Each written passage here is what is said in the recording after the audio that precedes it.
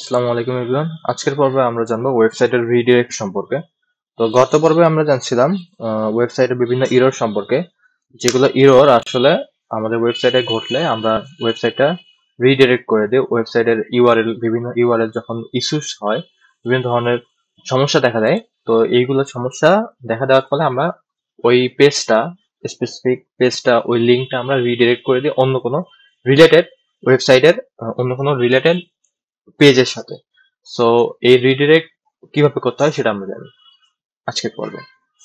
তো রিডিরেক্ট আসলে কেন ইউজ করা হয়? তো গত পর্বে আমরা জানছিলাম যে আমাদের ওয়েবসাইটের বিভিন্ন ধরনের যখন সমস্যা হয়, 301 ইরর, 404 ইরর, অর্থাৎ অর্থাৎ ধরুন আমার একটা ওয়েবসাইটের পেজ আছে, তো ওই পেজটা আমি ডিলিট করে দিয়েছি আর নতুন করে একটা পেজ খুলছি।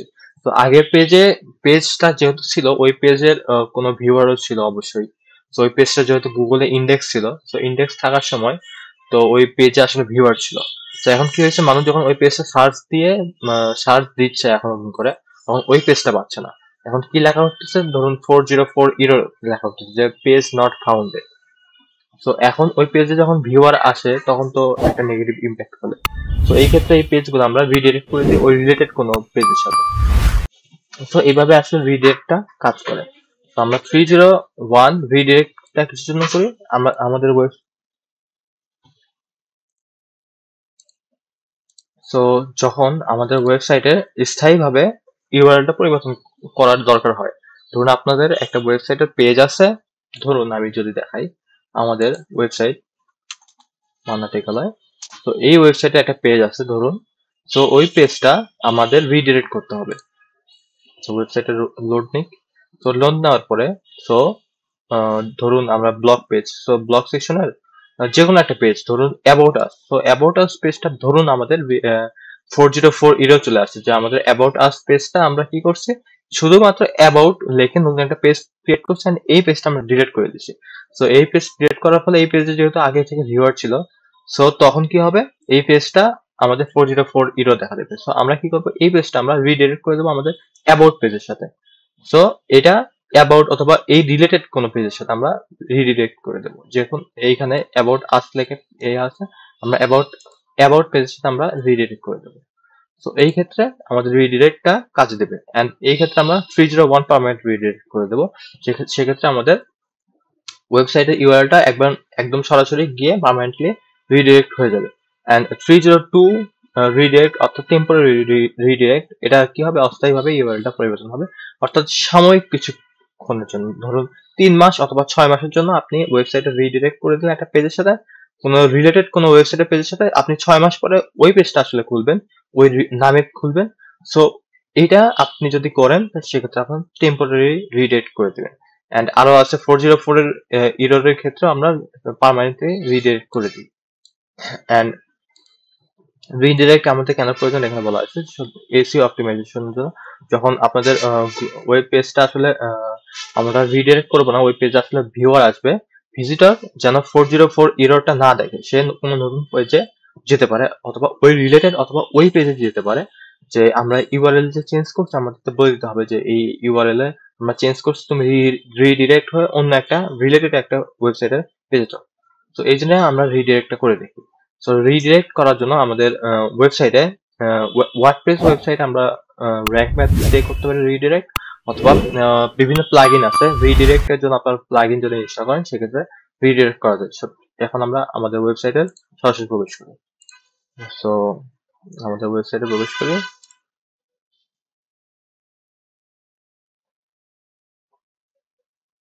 এখন আমরা দেখার চেষ্টা করবো যে র্যাঙ্ক ম্যাথ এসইও দিয়ে আমরা কিভাবে রিডিরেক্ট করতে পারি। সো আমাদের ওয়েবসাইট প্রবেশ করলাম। প্রবেশ করার পরে আপনাদের কি করতে হবে, আপনাদের এসইওর জন্য ওয়ার্ডপ্রেসে তো এসইওর জন্য র্যাঙ্ক ম্যাথ অথবা ইওস এসইও তো ইনস্টল করাই থাকে। আপনারা র্যাঙ্ক ম্যাথটা ইনস্টল করে নেবেন। তো র্যাঙ্ক ম্যাথ ইনস্টল করার জন্য আপনারা প্লাগইনে যাবেন, বাম পাশে অ্যাড নিউ প্লাগইন। তো এত পর্বে তো হয়তো আপনার জানাই আছে যে প্লাগইন কিভাবে ইনস্টল করবেন। তো আমি যদি আরেকবার দেখাই,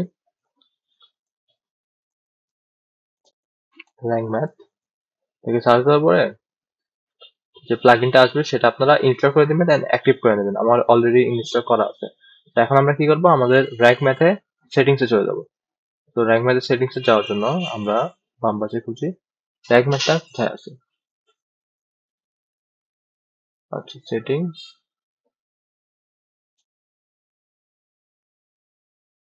appearance, র্যাঙ্ক ম্যাথ এসিও। আমাদের র্যাঙ্ক ম্যাথের এসিওটা চলে আসছে। এই র্যাঙ্ক ম্যাথের এসিও আমরা ড্যাশবোর্ডে ক্লিক করবো। তো ড্যাশবোর্ডে ক্লিক করার পরে এটা হচ্ছে আপনারা দেখবেন যে এখানে রিডিরেক্ট অপশনটা অন আছে কিনা, এনেবল আছে কিনা, তবে আপনারা রিডিরেক্ট করতে পারবেন। এখানে দেখুন রিডিরেক্ট অপশনটা এনেবল করা আছে। আপনারা যখন র্যাঙ্ক ম্যাথ ইনস্টল করবেন, অ্যাক্টিভেট করবেন, এই ইয়াগুলো ইনস্টল করে নেবেন, এই জিনিসগুলো আপনারা এনেবল করে দিবেন। তো এখানে দেখুন র্যাঙ্ক ম্যাথের রিডিরেকশনটা এনেবল করা আছে। আমরা যদি সেটিংসে যাই তাহলে ভালোভাবে বুঝতে পারবো। এখানে আমরা ডিফল্ট 404 এরর, এখানে বলতেছে যে 404 এররের জন্য ডিফল্ট ভাবে একটা পেজ থাকবে, অথবা রিডিরেক্ট টু হোম পেজ। যদি কোনো 404 এরর পেজ পাওয়া যায় সেই ক্ষেত্রে আমাদের রিডিরেক্ট টু হোম পেজ। তো রিডিরেক্টটা আমরা করব না, আমরা কি করব, আমরা কাস্টম ইউআরএলটাও দিতে পারি, যে আমাদের নতুন একটা 404 এরর আমরা যদি পেজ বানাই সেক্ষেত্রে আমরা 404 এররের জন্য একটা পেজ দিতে পারি। তো আমরা এটা ডিফল্ট 404টা রেখে দিচ্ছি এন্ড পার্মানেন্ট মুভ এটা রেখে দিয়ে আমরা সেভ চেঞ্জেস দিয়ে দেবো। এন্ড এখন কি হবে, এখন আমরা রিডিরেক্ট করবোটা কিভাবে। তো রিডিরেক্টের জন্য আমাদের ওয়ার্ডপ্রেসের র্যাঙ্ক ম্যাথ এসিওর আপনাদের রিডিরেকশনে যেতে হবে। এখানে এটা হচ্ছে রিডিরেকশন, এন্ড এখান থেকে আপনারা 404 এরর পেজগুলো দেখতে পারবেন। এখানে র্যাঙ্ক ম্যাথের মাধ্যমে আপনাদের কোন কোন পেজগুলো 404 এরর হয়ে আছে, তো এইগুলো 404 এরর পেজগুলো এখান থেকে দেখতে পারবেন। তো আমরা এক কাজ করি, রিডিরেকশন যেহেতু দেখাচ্ছে রিডিরেকশন দেখাই, রিডিরেকশনে গেলাম এন্ড এইখানে আমরা রিডিরেকশন কিভাবে করব। রিডিরেকশন আপনার একটা পেজ রিডিরেকশন করার জন্য আপনারা অ্যাড নিউ রিডিরেকশন এখানে ক্লিক করে অ্যাড নিউ ক্লিক করবেন। নিউ ক্লিক করে সোর্স ইউআরএল, অর্থাৎ আপনার কোন ইউআরএলটা আসলে 404 এরর অথবা 301 এরর দেখাচ্ছে, ওই পেজটা আমাদের পার্মানেন্টলি মুভ করতে হবে। তো ওই ইউআরএলটা আপনারা এখানে দেবেন। ধরুন আমি বোঝানোর সুবিধার্থে দেখাচ্ছি যে আমাদের বানাতে গেলে সাপোজ আমরা অ্যাবাউট নামে একটা পেজ খুলবো। সো এই পেজটা আমরা ডিলিট করে দেবো। তো এই পেজটা আমরা রিডিরেক্ট করে দেবো অ্যাবাউট পেজের সাথে। আমি সাপোজ বললাম যে এটা শুধুমাত্র প্র্যাকটিস পারপাস দেখাচ্ছি আপনাদের শেখানোর জন্য। সো এক্সাক্ট এটা দিলাম এন্ড এখন আমরা ডেস্টিনেশন ইউআরএলটা দেবো। ডেস্টিনেশন ইউআরএলটা কি হবে, ডেস্টিনেশন ইউআরএলটা আমরা কি করব, অ্যাবাউট নামে একটা পেজ খুলবো। তো এই পেজটা আমরা কি হবে, এই পেজে যখন কেউ ভিজিট করবে অ্যাবাউট আস পেজে, এই পেজে তো অলরেডি ভিউয়ার আছে, তো এই পেজে যখন ভিজিট করবে সে যেন 404 এরর না দেখে, সে যেন এই পেজে ডিরেক্টলি হয়। তো এই ক্ষেত্রে আপনারা 301 পার্মানেন্ট মুভ দিয়ে দিবেন। এক্ষেত্রে আমাদের পার্মানেন্টলি মুভ হয়ে যাবে। এন্ড 302 টেম্পোরারি মুভ যদি দেন সেক্ষেত্রে 3 মাস অথবা 6 মাসের জন্য আপনাদের ওয়েবসাইটে হয়ে যাবে। দেন আবার সমস্যা দেখা দিলে আপনারা সমস্যাটা ফাইন্ড আউট করবেন কিভাবে, ফাইন্ড আউট করার জন্য বিভিন্ন ধরনের টুলস আছে, ফ্রিতে ইউজ করতে পারেন স্ক্রিনিং শট, এন্ড যদি পেইড ইউজ করেন সেক্ষেত্রে আমাদের ইউজ করতে হবে